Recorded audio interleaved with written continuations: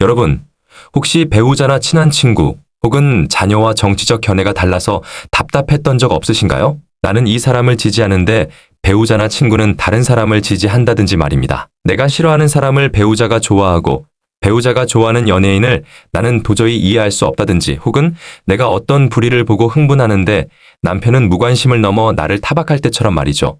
이런 관점의 차이는 사소한 것 같아도 우리 관계에 엄청난 균열을 일으키곤 합니다. 우리가 즐겨보는 유튜브 알고리즘은 기가 막히게도 나의 이런 생각을 점점 더 굳어지게 만듭니다.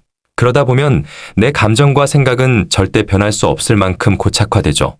결국 언쟁을 벌이기 싫어 대화를 줄이게 됩니다. 가뜩이나 대화가 부족한데 공통의 주제마저 사라지니 정말 할 말이 없어집니다. 가만히 생각해 보십시오. 사실 이념이나 취향 자체는 내 삶을 흔들 큰 문제가 아닐지 모릅니다. 하지만 이로 인해 발생하는 단절감은 나의 감정고리를 심하게 흔들어 놓습니다. 종교가 다른 건 차라리 대처하기가 쉽습니다.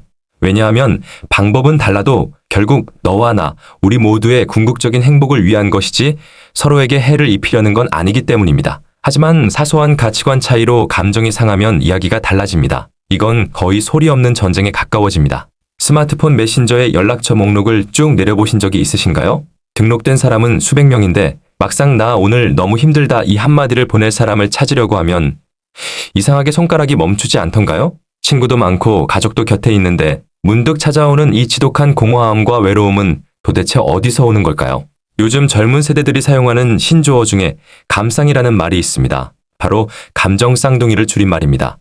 내가 기쁘면 나보다 더 기뻐해주고 내가 슬프면 구구절절 이유를 묻기도 전에 눈시울이 먼저 붉어지는 사람. 내 복잡한 감정을 굳이 설명하지 않아도 영혼으로 알아주는 단 한 사람을 뜻합니다. 젊을 때는 인맥이 자산이라며 명함을 돌리고 관계를 넓히는 데 집중하곤 합니다. 하지만 중년이 되고 인생의 무게를 온몸으로 버텨내다 보면 뼈저리게 깨닫게 되죠. 나이가 들수록 사람은 넓은 인간관계보다 깊은 관계를 원하게 됩니다. 나에게 진짜 필요한 건 같이 밥을 먹거나 술잔을 기울이는 100명의 지인이 아니라 내 지친 감정을 있는 그대로 안전하게 털어놓을 수 있는 감상 딱 한 사람이라는 것을요. 돈이 많으면 행복할까? 건강하면 외롭지 않을까?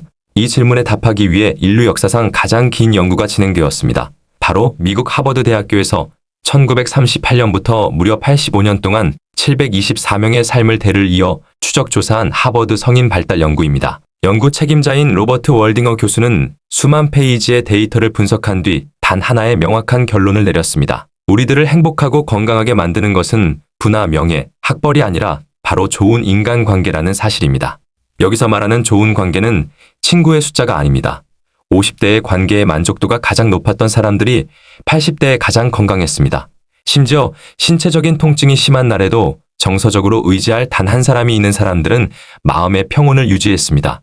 반면 의지할 사람이 없던 이들은 육체적 고통에 정신적 외로움까지 더해져 훨씬 더 빨리 쇠약해졌습니다.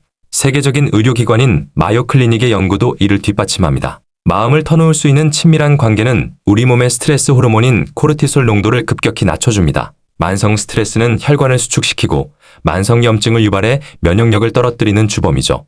즉, 내 슬픔을 온전히 받아주는 감정 쌍둥이가 곁에 있다는 것은 심장을 보호하는 강력한 천연 치료제를 품고 사는 것과 같습니다. 그렇다면 의학적으로 내 감정을 누군가와 온전히 나눌 때 우리 몸과 뇌에서는 구체적으로 어떤 기적이 일어날까요? 과학자들은 인간의 뇌 속에 있는 거울 신경세포 미러 뉴런스에 주목했습니다. 내가 고통스러울 때 누군가 진심으로 공감하며 내 손을 잡아주면 상대방의 거울 신경세포가 활성화되면서 내 뇌는 나는 혼자가 아니구나, 안전하구나라는 강력한 신호를 받게 됩니다. 이때 뇌에서는 안정감을 주는 옥시토신과 행복 호르몬인 세로토닌, 그리고 통증을 완화하고 의욕을 고취하는 엔도르핀과 도파민이 뇌 속에서 조화롭게 분비됩니다. 이 호르몬들은 혈압을 안정시키고 심장 박동을 차분하게 가라앉히는 천연 진통제 역할을 합니다. 서로 감정을 깊이 교류하는 순간 두 사람의 심장 박동과 뇌파가 같은 리듬으로 뛰는 동조화 현상이 일어나며 몸 전체가 치유 모드로 전환되는 것입니다. 반대로 감정을 나누지 못하고 고립되었을 때는 치명적입니다. 미국 국립보건원 NIH에 발표된 수많은 논문은 사회적 고립과 외로움이 인간의 수명을 어떻게 단축하는지 경고합니다. 놀라지 마십시오. 외로움이 신체에 미치는 악영향은 하루에 담배를 15개비씩 피우는 것과 같으며 비만보다 2배나 더 위험합니다.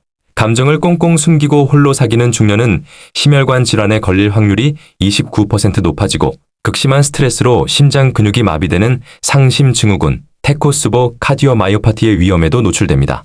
또한 치매 등 인지기능 저하 위험은 무려 50%나 증가합니다. 우리는 몸을 지키기 위해 좋은 음식을 먹고 비타민을 챙기고 매년 건강검진을 받습니다. 하지만 여러분, 정작 나의 정신과 신체를 가장 확실하게 지켜줄 마음의 면역력, 즉 내 외로움을 들어줄 단 한 사람을 만드는 일에는 얼마나 투자하고 계시나요? 이 감상은 반드시 나를 가장 잘 아는 배우자일 필요는 없습니다.